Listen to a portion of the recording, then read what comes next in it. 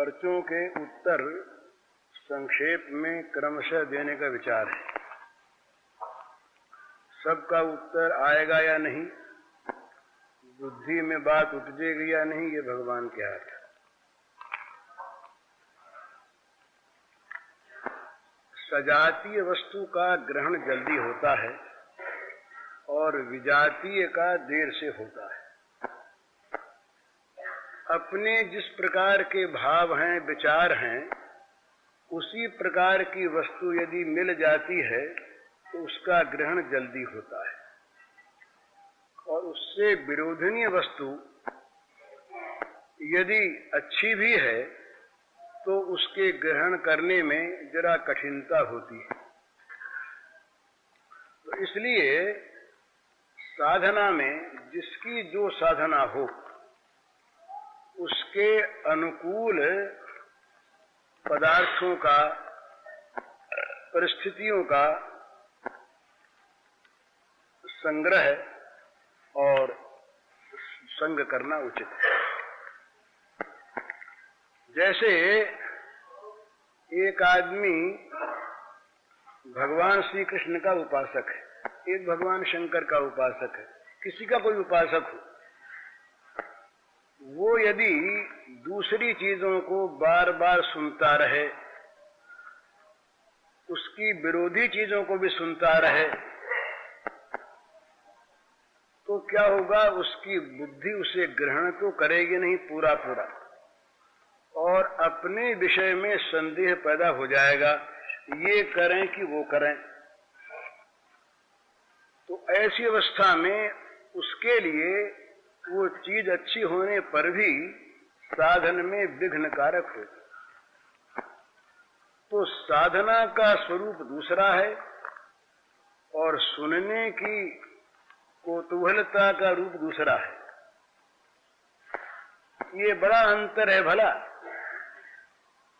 ये तो उत्तम के अस बस मन माही, सपनिहुआन पुरुष जग नाही। ये मनोविज्ञान का नियम, साधना का नियम, जिस विषय में जो लगा रहना चाहता है तो उसी की बात सुने, उसी की कहे, उसी को देखे, उसी का मनन करे, तो क्या होता है कि उसके विचार परिपक्व होते हैं, बद्ध मूल होते हैं। और यदि वो बार बार नई चीजें सुनता, बार बार नई चीजें देखता, तो उसकी जानकारी तो बढ़ सकती है विविध वस्तुओं की, पर वो जानकारी भी सब अधूरी रहेगी, क्योंकि पूरी जानकारी के लिए पूरा जीवन लगाने की आवश्यकता है। तो वो अर्ध ज्ञान उसका रहेगा, थोड़ा इसका, थोड़ा उसका, थोड़ा उसका। तो मोदी की दुकान रहेगी, वो साधना मंदिर नहीं होगा। तो जिसको अपने साधना मंदिर का निर्माण करना है, उसको तो अपने साध्य को लेकर के ही चलना है, वो चाहे दूसरों की दृष्टि में निकृष्ट हो। और ये सिद्धांत है कि भगवान को लेकर यदि मनुष्य चलता है सच्चे अर्थ में, तो वो चाहे अपने भगवान का रूप कुछ भी करे, भगवान का अपना रूप तो अपना है ही ना। तो जब कभी भगवान कृपा कर उसको अपने रूप का दर्शन कराएंगे तो नकली नहीं कराएंगे, क्योंकि उनके पास नकली चीज है नहीं। तो इसलिए जिस किसी भी साधन में जो व्यक्ति लगा हुआ हो, उसी साधन के अनुकूल प्रसंगों को, संगों को देखे, उन्हीं का मनन करे, उन्हीं में रमे, उन्हीं में रुचि रखे, तो उनका ग्रहण जल्दी होता है, साधना परिपुष्ट होती है। और यदि वो भगवान के लिए है तो भगवान दयामय, भगवान सर्वज्ञ, वो जानेंगे कि ये मेरे लिए कर रहा है, तो कहीं भूल त्रुटि होगी उसको भगवान निकाल देंगे। तो उचित यह है कि अपने मार्ग पर चलता रहे। अपना इष्ट बड़ा अच्छा, दूसरे के इष्ट बड़े अच्छे, पर हमें तो भाई इसी की आवश्यकता है। ठाकुर नंद किशोर हमारे, ठकुरायन वृषभानुलली, और को समझे सो समझे, हमको इतनी समझ भली। इससे बड़ी समझ भी हो सकती है, इससे अच्छा भी भगवान का रूप हो सकता है, इससे बड़ा विलक्षण सूक्ष्म बुद्धि में आने वाला भगवान का तात्विक स्वरूप भी हो सकता है, वो सब ठीक है। पर हमको तो इतनी बुद्धि अच्छी है, इससे आगे की बुद्धि जो इस इष्ट को खो दे। एक बार यशोदा मैया को जरा अच्छे अच्छे ब्राह्मण ऋषि मुनि आ गए, उनका संग आया, तो थोड़ी देर के लिए उनका भाव पलटा संग से। सब ऋषि मुनियों ने बड़े दयालु, पर आंख तो अपनी अपनी होती है ना। उन ऋषि मुनियों ने, महात्माओं ने बड़ी दया करके बड़े स्नेह से कहा, नंदरानी देखो भाई, तुमसे एक अनुरोध है, तुम हो बड़ी अच्छी, तुम्हारा स्वभाव बड़ा साधु, तुम्हारे आचरण बड़े पवित्र, तुम सब प्रकार से भगवत प्राप्ति के योग्य, ज्ञान प्राप्ति के योग्य, तुम इस लड़के में जो इतना मोहित हो रही हो, ये जरा कम करो। तो बोले कैसे कम करें?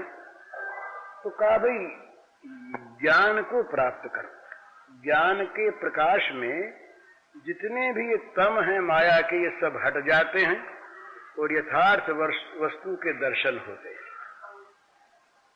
तो वही सबका ध्येय होना चाहिए, सबके लिए उचित है। तो थोड़े काल के लिए उन्होंने क्या किया, बोले अच्छा आप कहो वैसे करें। तो जब वो जरा सा आंख मूंद करके और ऋषियों के बताने के अनुसार ध्यान में प्रवृत्त हुई, तो गोद में बैठे लाला हटकर परे हो गए। गोद में बैठे लाला हटकर परे हो गए। वो जब तक देख रही थी लाला की ओर, तब तक तो लाला मंत्र मुग्ध से मैया की ओर देख रहे बड़े मजे में। और जब वो महात्माओं के उपदेश से, किसी का करती हो, जब वो महात्माओं के उपदेश से और महात्माओं के बताए के अनुसार किसी अन्य ध्यान में प्रवृत्त हुई, तो जरा आंख मूंदी तो कन्हैया गोद से उठ करके अलग जाके खड़े हो गए। अब आंख तो मूंदी पर फिर ध्यान गया कन्हैया कहां, तो टटोलने कन्हैया नहीं दिखा। अब खुल गई आंख तत्काल, कन्हैया कहां गया, किधर चला गया। महात्माओं ने कहा रे कन्हैया यहीं पर होगा, तुम ध्यान तो करो। बोले कैसा ध्यान कर, कन्हैया तो है ही नहीं। अरे तो कन्हैया को थोड़ी ध्यान करना था, तुमको तो ज्ञान के प्रकाश में लाना है। तो बोलिए ज्ञान का प्रकाश तो अंधेरा लाने वाला हमारे लिए। कैसे? बोले आंख मिची तो अंधेरा हो गया, और कन्हैया न दिखा सबसे बड़ा अंधेरा हो गया। तो जो प्रकाश कन्हैया को गोद से हटा दे, हमें महात्मा जी उस प्रकाश की आवश्यकता नहीं है, हमें तो ये अंधेरा ही अच्छा। हाँ, वो करपात्री जी ने एक बार बड़ी सुंदर बात कही। करपात्री जी ने, उन्होंने कहा कि जो ज्ञान भगवान श्री कृष्ण को मन से हटा दे, उस ज्ञान में आग लग जाए। ये उनके शब्द, हमारा मेरे शब्द।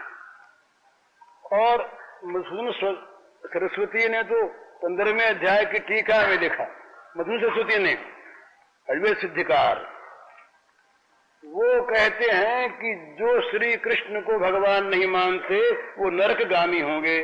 देख लीजिए टीका निकाल कर आज, वो तो अपनी बात नहीं। तो अपनी अपनी आंख और अपने अपने भगवान एक होने पर भी विभिन्न होते हैं। भगवान दो चार नहीं। तो साधना में साधक के लिए ये आवश्यक है कि निर्गुण का साधक बार बार सगुण की चर्चा न करे, कोई आवश्यक नहीं। वो अपने मार्ग पर चलता रहे।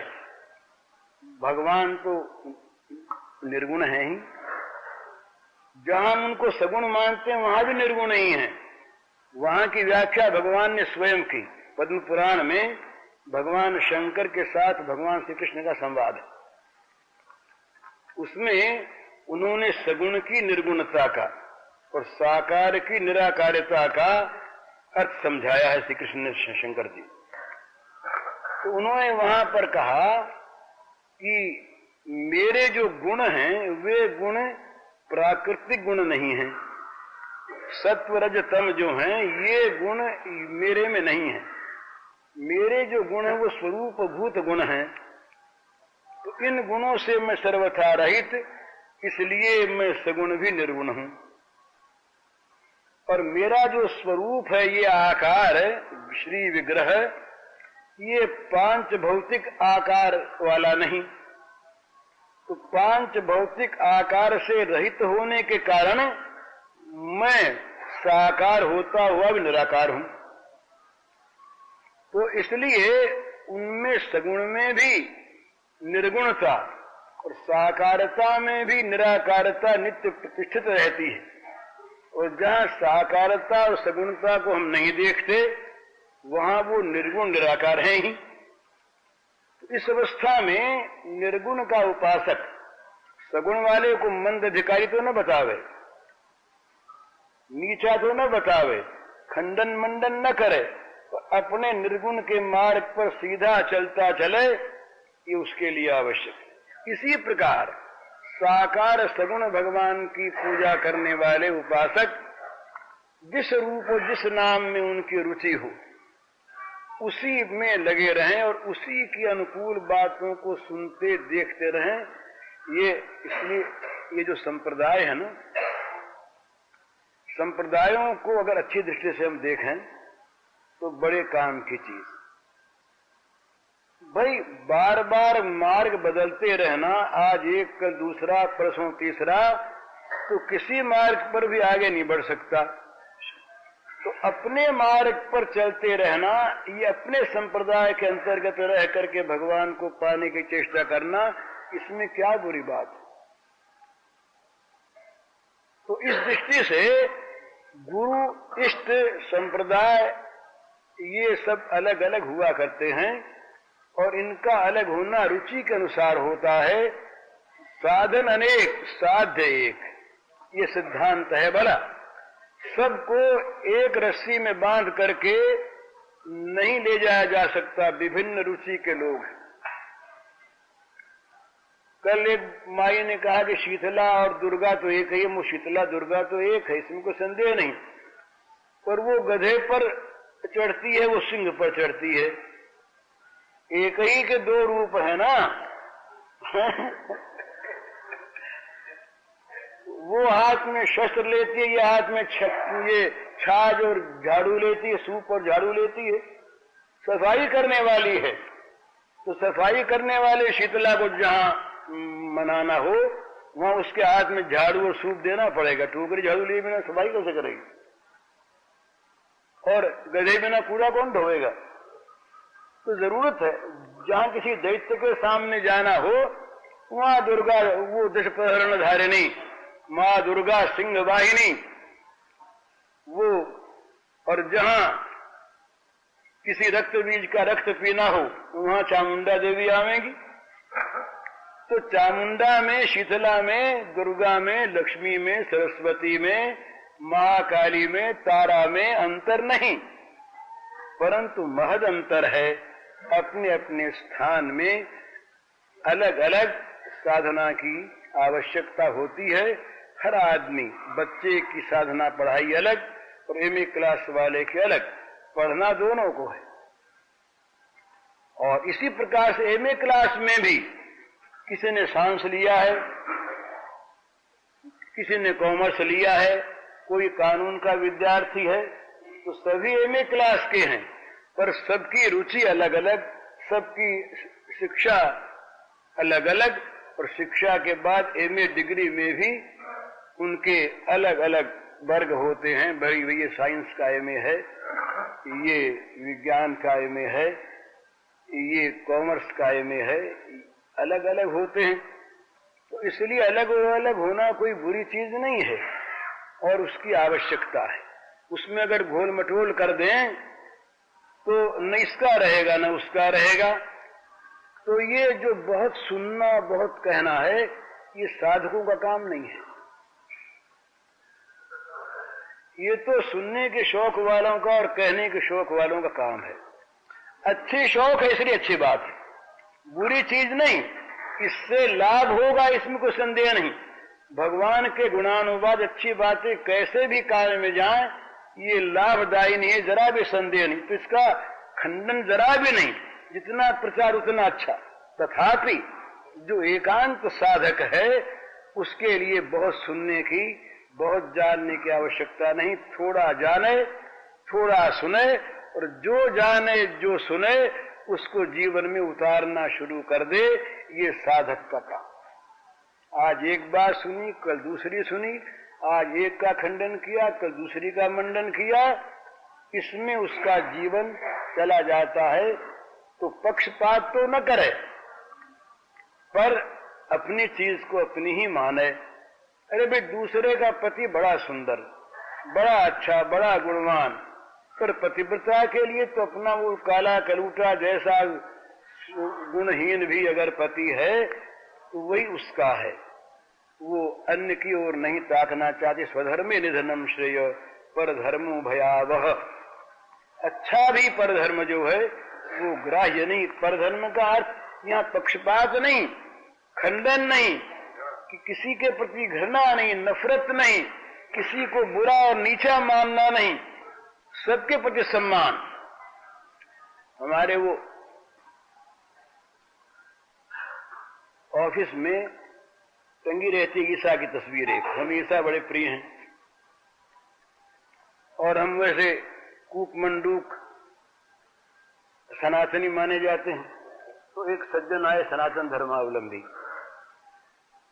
सनातन तो हम भी अपने को मानते हैं, चाहे हम गिरे हुए सनातनी हों, ये दूसरी चीज है। तो उन्होंने कहा कि ये आपने ईसा की तस्वीर क्यों लगा रखी है यहाँ पर? मैं कहा अच्छी लगती है। अच्छी लगती है, लगा रखी। बोले कि धर्म नहीं। हमने कहा धर्म सही, अधर्म सही। धर्म की बात हम आग्रह करें तब न हमारा धर्म है। हमको ईसा अच्छा लगता है, ईसा का त्याग हमें अच्छा लगता है, ईसा की शांति हमें अच्छी लगती है। वो हमने माना कि ईसा का धर्म भी हमारे ही धर्म का, हिंदू धर्म का ही एक अंश मात्र है, ये मानते हैं। पर ईसा से हमारा विरोध क्यों हो? बुद्ध का नाम लेने में हमको डर क्यों लगे? हैं? क्यों डर लगे? कुरान की अच्छी बात भी अगर हम अच्छी अच्छी बताएं तो हम भयभीत क्यों हो जाएं? अरे सारे भगवान, एक ही भगवान का तो सब पसारा है ना। हम किसी चीज को अच्छी न समझें, उसको न माने। अरे हमारे यहां भी अगर कोई खास आग्रह ऐसी ऐसी बात का हो कि जिसको हम पाप समझते हैं, हमारी बुद्धि पाप कहती है, दूसरे शास्त्र पाप कहते हैं, हमारे लिए आवश्यक नहीं कि उसको हम करते ही रहें, इसलिए कि वो हमारे पोथी में लिखी इसलिए करनी है। तो शास्त्र को मानना है, शास्त्र के अनुसार चलना है। पर शास्त्र के साथ साथ मनु महाराज के कथनानुसार दो बात और होनी चाहिए: सत्पुरुषों के द्वारा आचरित हो और अपने मन को भी मान्य हो। इसके बिना केवल शास्त्र पर काम नहीं चलता। तो इसलिए ये बुद्धिमानी के साथ, विचार के साथ आवश्यक है कि जिस मार्ग में हम लगे, जिस साधन में हम लगे, उसी साधन के सजातीय विषयों का हम अनुशीलन करें तो हमारे साधन में प्रगति होगी।